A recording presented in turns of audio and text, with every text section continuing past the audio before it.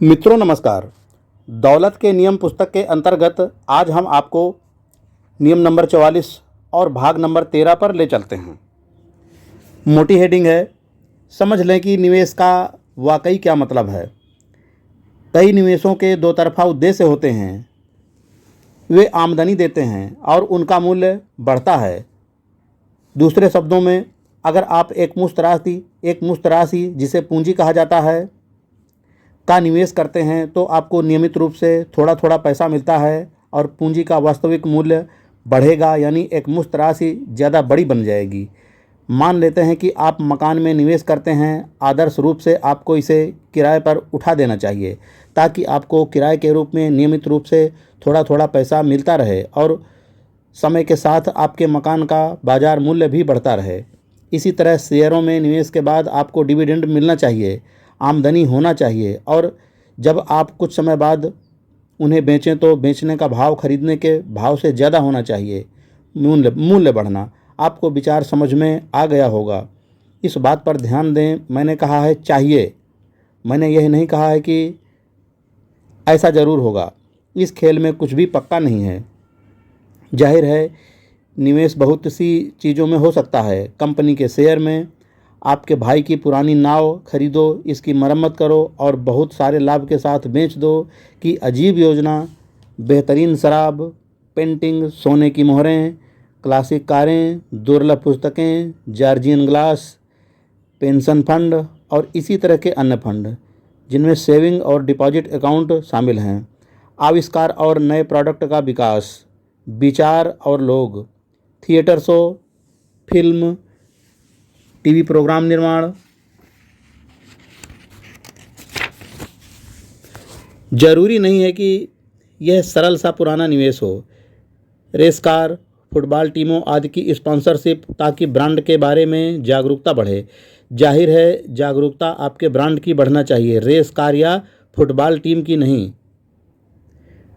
परोपकारी पूंजी, आप पैसे कमाने के लिए नहीं बल्कि परोपकारी दृष्टि से लोगों और विचारों में निवेश करते हैं। शुद्ध रूप से पैसे कमाने के लिए लोगों और विचारों में निवेश तो वेंचर कैपिटल में होता है। याद रखें, हर तरह का निवेश एक जुआ है। चाहे आप इसे किसी भी नज़रिए से देखें, आपका धन डूब भी सकता है। अगर आपको मेरी बात पर यकीन न हो तो लायर्स से पूछ लें। दूसरी तरफ कम जोखिम वाले बहुत से निवेशों में पैसा लगाने से आपको काफ़ी लाभ हो सकता है।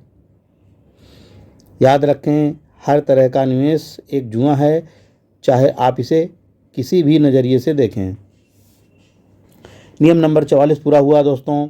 अब आ जाइए नियम नंबर 45 में। मोटी हेडिंग है, थोड़ी पूंजी बनाएं फिर समझदारी से निवेश करें। बहुत से लोग दौलतमंद इसलिए नहीं बन पाते हैं क्योंकि जैसा हम पहले देख चुके हैं वे आलसी होते हैं।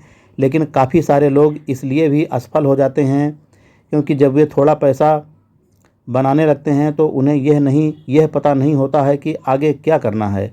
पैसा हाथ में आने के बाद यह सोचना आसान होता है कि आपने इसे कमाया है, आपका इस पर पूरा हक है, इसलिए आप इसे खर्च कर देंगे। यह सच है, आपने इसे कमाया है, बशर्ते आपने इसके लिए कहीं डाका न डाला हो, और हाँ, आप शायद इसके हकदार भी हैं। लेकिन नहीं, अभी सारा पैसा खर्च ना करें। भले ही आप उस नई कार का मनमोहक पर्यटन स्थल, समुद्र के पास वाले मकान को कितना ही चाहते हों, लेकिन इस वक्त सब्र करें। मुझसे यह गलती हुई है, मुझे लगता है कि हम सभी से हुई होगी। मुझे एक बार बहुत बड़ी टैक्स छूट मिली।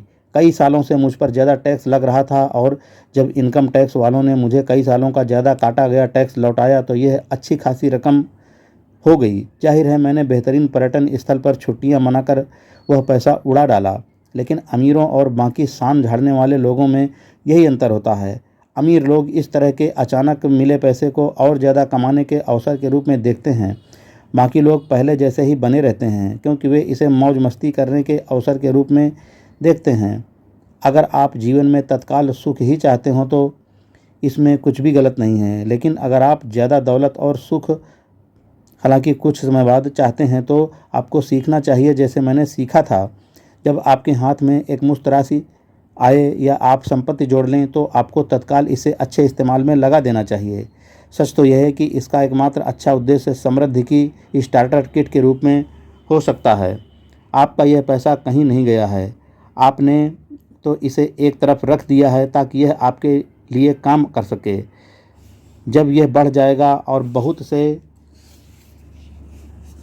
प्यारे पैसे को अपनी ओर आकर्षित करके जोड़ लेगा तो आप जितनी चाहें छुट्टियां मना सकते हैं, लेकिन आपको इंतज़ार करना होगा और उस स्टार्टर किट का अच्छा तथा समझदारीपूर्ण इस्तेमाल करना होगा। इसे लोडर के रूप में देखें। यह टिप लेने वालों की शब्दावली है। आपको प्लेट में लोडर यानी कुछ पैसे रखने होते हैं, वरना कोई भी टिप नहीं देगा। लंदन की सड़कों पर गाने वाले भी यही करते हैं। एक दो सिक्के हैट में रख दें ताकि भीड़ उसमें सिक्के डाल सके। कोई भी खाली हैट में सिक्का नहीं डालता है। आपको भी अपने समृद्धि के हैट में पैसों का लोडर डालना होगा। ओह, लेकिन आप कह रहे होंगे कि मेरे पास कभी एकमुश्त राशि नहीं आएगी। यह सच नहीं है। तनख्वाह के रूप में आपके हाथ में हर सप्ताह एकमुश्त राशि आती है। मैं यह मानकर चल रहा हूँ कि आपके पास एक नौकरी है। आप उस पैसे को जिस चीज़ पर चाहें खर्च का चुनाव करते हैं, हाउस लोन की किस्त, खाने पीने का सामान, कार, मनोरंजन आदि। लेकिन अगर आप इस जीवन शैली से बाहर निकलकर दूसरी जीवन शैली में पहुंचना चाहते हैं तो आपको इसके बारे में प्रोएक्टिव बनना होगा। और इसे शुरू करने का तरीका यह है कि आप हर सप्ताह अपनी आमदनी का कुछ हिस्सा अलग रख दें ताकि एकमुश्त राशि बन जाए। जब एकमुश्त राशि बन जाए तो सोचें कि उस राशि का कहाँ निवेश किया जाए ताकि आपकी आमदनी बढ़ जाए। आदर्श स्थिति तो ये होगी कि आप अपने धन को संपत्ति में बदल लें जो आपको अधिक आमदनी प्रदान करे, चाहे यह शेयर हो, मकान हो जिसे आप किराए पर दे सकते हों या जो भी हो। दौलत लंबे समय तक धीरे धीरे बढ़ती है, लेकिन तभी जब आप अतिरिक्त धन को ऐसी संपत्ति में बदल देते हैं जो आपके लिए लगातार काम करती रहती है। अब यहाँ पर नियम नंबर 45 पूरा होता है मित्रों। अब आ जाइए नियम नंबर 46 में। मोटी हेडिंग है, समझ लें कि लंबे समय में जायदाद शेयरों से आगे नहीं निकलेगी। आपके पास निवेश करने के लिए थोड़ा पैसा आ गया है। सवाल यह है इसे कहाँ डाला जाए। ज़मीन, जायदाद और शेयर दो लोकप्रिय विकल्प हैं। समस्या यह है कि इनमें से किसे चुना जाए। 2000 के .com हादसे के बाद जब शेयरों की कीमतें रसातल को छूने लगी थी, तब इंग्लैंड में कई लोग शेयरों को छोड़कर ज़मीन जायदाद में निवेश करने लगे। दरअसल इसमें हैरानी की कोई बात नहीं है। जिन लोगों ने 90 के दशक के अंत में शेयरों में तगड़ा निवेश किया था, उन्होंने अपने शेयरों की कीमत इतनी कम होती देखी कि उन्हें उससे काफ़ी चोट पहुंची। कुछ कंपनियां दिवालिया भी हो गईं, जिसका मतलब है कि निवेशकों का सारा पैसा डूब गया। जब लोग बड़ी तादाद में शेयर बाजार से निकलकर ज़मीन जायदाद में निवेश करने पहुंचे तो मकान खरीदो, किराए पर उठा दो, बाजार चढ़ गया। निवेश करने वाले खरीदारों की बढ़ी हुई मांग से मकानों की कीमतें बढ़ गईं। अंततः हम संतृप्ति के बिंदु पर पहुंच गए।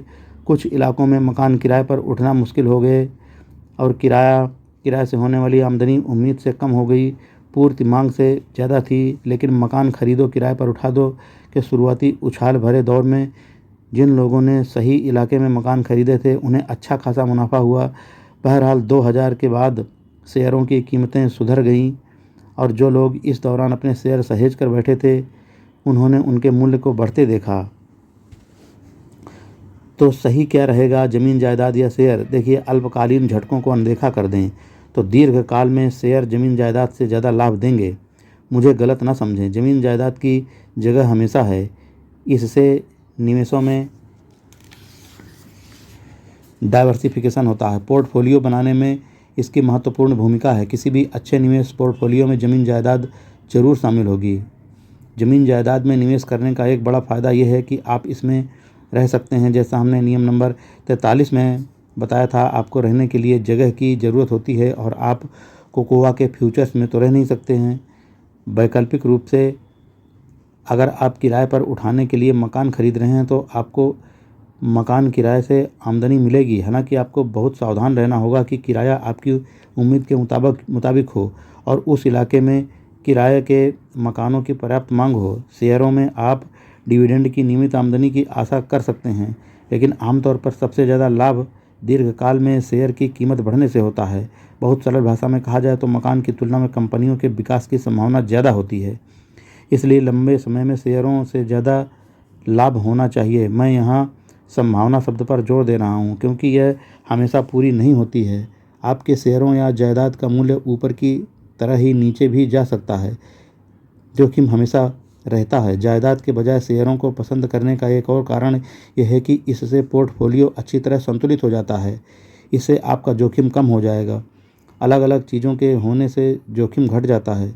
क्या आप जानते हैं कि मंदी के दौर में बेक्ड बीन की बिक्री बढ़ जाती है? अब नियम नंबर 46 पूरा हुआ दोस्तों। आ जाइए नियम नंबर 47 में। मोटी हेडिंग है, बेचने की कला में माहिर बने। सौदे करने की तरह ही बेचना भी एक अति महत्वपूर्ण योग्यता है। वे अलग अलग हैं। आप सौदों के अलावा भी बहुत सारी चीज़ें बेचते हैं। दरअसल अपनी समृद्धि बढ़ाने का विचार खुद को बेचना आपके जीवन की निर्णायक बिक्री होगी।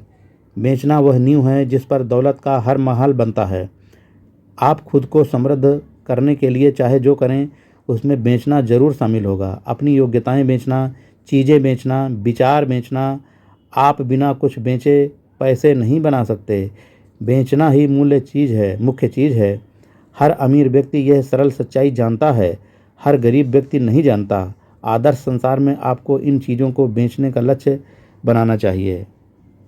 खुद को और अपनी योग्यताओं, कुशलताओं और गुणों को हर दिन, हर मिनट। कोई चीज़ सोते समय भी उन देशों में जहां आप न गए हों, न तो गए हों, न ही आपने उनका नाम सुना है, दूसरे लोगों के जरिए, ताकि कोई दूसरा आपके लिए बेचे। ऐसी चीज़ें जिनकी उत्पादन लागत बहुत कम हो और आपको अच्छा खासा लाभ होता हो। ऐसे सामान जो दूसरे लोग आपके लिए बनाएं और फाइनेंस करें। ऐसे सामान जिनकी हर घर में 99% पकड़ हो। ऐसा सामान जिसे आसानी से गोदाम में रखा जा सके, ढोया जा सके और शेल्फ पर सजाया जा सके। सूची शायद अंतहीन है, लेकिन लोग यह गलती कर देते हैं कि वे ऐसी चीज़ें बेचने की कोशिश करते हैं जिन्हें दरअसल कोई नहीं चाहता है। जब तक कि जाहिर है आप डेमियन हार्ट्स न हो और आपने शार्क का अचार न बनाया हो। यह एक ऐसा बाज़ार है जिसके बारे में मैंने कभी सोचा भी नहीं था। और यह न सोचें कि बेचने का काम सिर्फ सेल्स रिप्रेजेंटेटिव का है जो चमकदार सूट में लच्छेदार बातें करते हैं। जब भी रिचर्ड ब्रांसन टीवी पर गर्म हवा के गुब्बारे में व्यस्त दिखते हैं तो हर बार वे बेच रहे होते हैं। वे अपने पूरे ब्रांड को बेच रहे होते हैं। चतुर आदमी, चतुर तरीका। मुझे एलेक्स ट्यू नामक युवक पसंद है जिसने हाल ही में यूनिवर्सिटी की पढ़ाई शुरू की।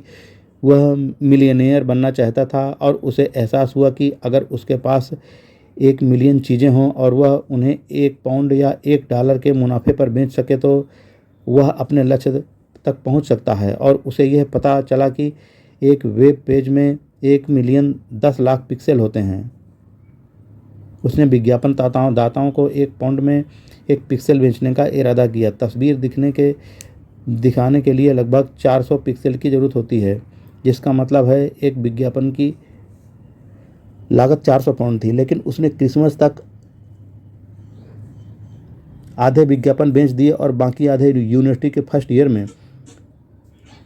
आसानी से मुझे नहीं लगता आप परिणाम को www.milliondollarhomepage.com पर देख सकते हैं। और हाँ, मैंने इस अभियान में उसका साथ दिया और अपने बिजनेस के विज्ञापन के लिए 400 पाउंड दे दिए। मुझे लगा कि इतने उद्यमी युवक की चतुरता, नवाचार और प्रयोगशीलता के लिए उसे वित्तीय प्रशंसा देना चाहिए। मित्रों, यहाँ पर नियम नंबर 47 पूरा होता है और भाग नंबर 13 भी। अब मित्रों, नियम नंबर 48 की अगले भाग में चर्चा की जाएगी। जय हिंद फ्रेंड्स।